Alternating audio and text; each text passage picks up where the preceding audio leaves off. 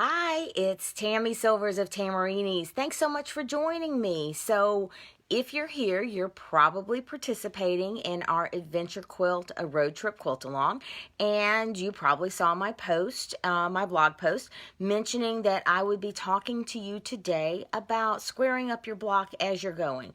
Now, excuse me, I'm applying this to the Ocean Waves block. Some of you know that is the Snail's Trail block, but this is a good practice to get into with any quilt block, My apologies.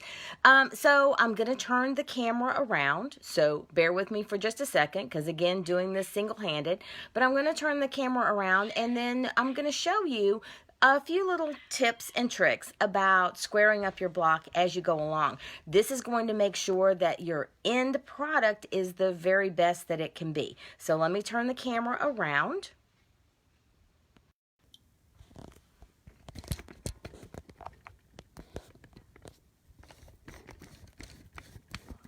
Right. And what you should be seeing, I don't know, what happened to my camera? Oh no. Oh, there it is.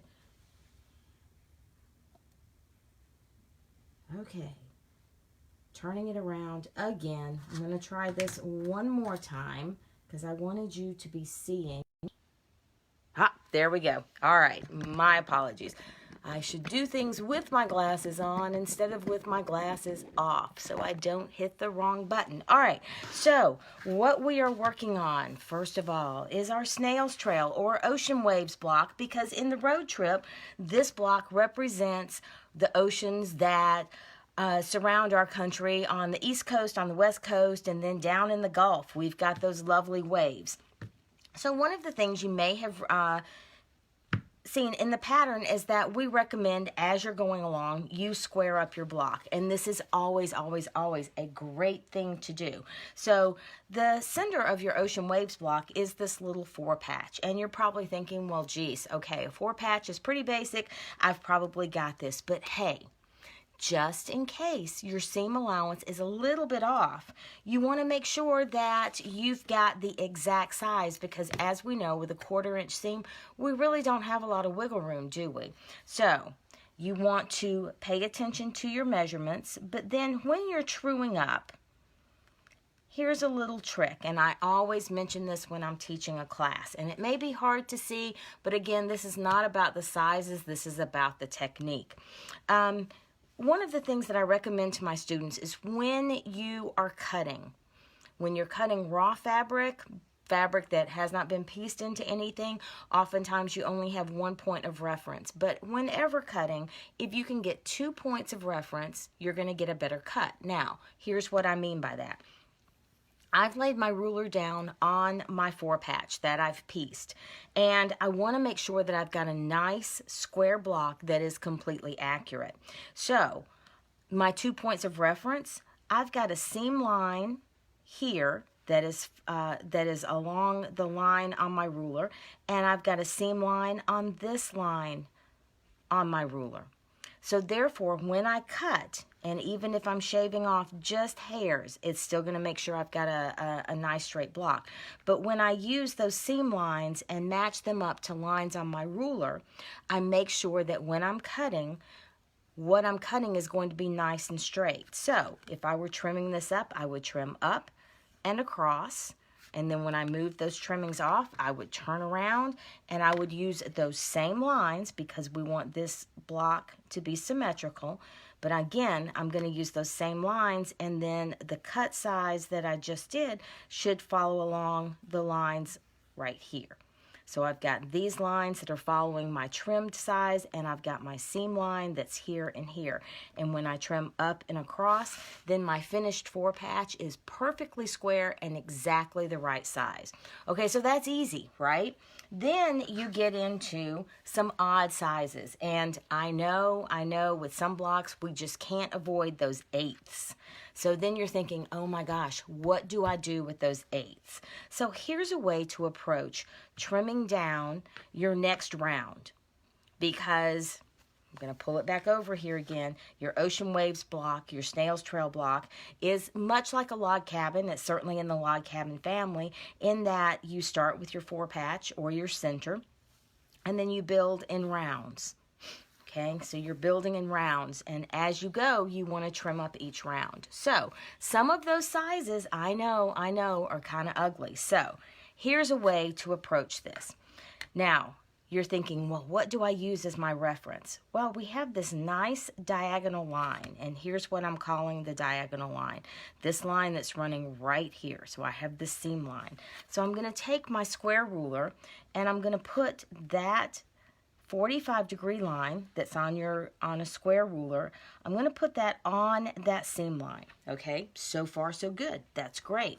Now here's where you're going to take advantage of these lines that are on your rulers. So most square rulers are going to have inch lines.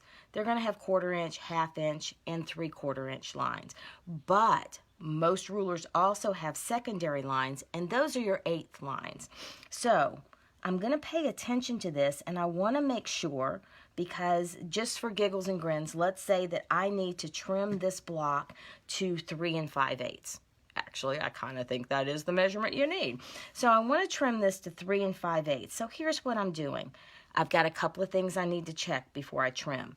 I want to make sure that my diagonal line is running corner to corner on my block, because I want to make sure when I square it up that I don't have a wonky block when I'm done. Okay, so far so good. Second thing, I'm looking at my 3 5/8 line, and it is right here. I can tell that my block is a little bit oversized. All right, so then I want to come in and I want to look at my 3 3/8 line. Okay, where is it? And I'm looking at this to see, okay, when I trim, am I going to get a good 1/4 inch seam allowance? Okay, because I want to pay attention to this. I want to see where is my seam allowance going to be, because when I go from 3 5/8 to 3 3/8, that's my 1/4 inch seam allowance. So I want to see, am I going to cut off this point, or do I need to slide this over just a bit? Okay, so I'm looking here. Here's my 3 3/8. It's hitting that point. Here's my 3 3/8. It's hitting this point. So then what I'm going to do is and I'll go ahead and cut this one for you so you can see. I'm going to cut up, and I'm going to cut across. All right, so then I'm going to remove that. It's just a little bit, but hey, every little bit's going to lead towards greater accuracy. Now I'm going to pick this up, and I'm going to turn it around, and I'm doing the exact same thing. But this time, I'm going to be able to take that 3 5/8 line, and I should be able to line that up right there. My 3 5/8 line, my 3 5/8 line, okay, and I've got my diagonal line, and now I'm going to trim, and again, where my 3 3/8 hits, am I going to get a good 1/4 inch seam allowance? Okay, and I'm going to trim up, and I'm going to trim across. All right, so when I do that, now I'm ready to start the next round. And then I'm going to do this. I'm going to do the same process, trimming as I go, to make sure that when I finish my block, I've got a perfectly square block. So really, it just takes a little bit of patience. This is that going slow to get the best results, to have the most fun out of this, because we want awesome blocks. Now, if you're not happy with the fact that the way that we've given you the instructions for your Ocean Waves, that it comes out a little bit where your points may float, we've also given you a paper piecing pattern. So you've got the paper piecing pattern for the 9-inch block. You're going to have to tape 2 pieces together, but you could paper piece this if you want.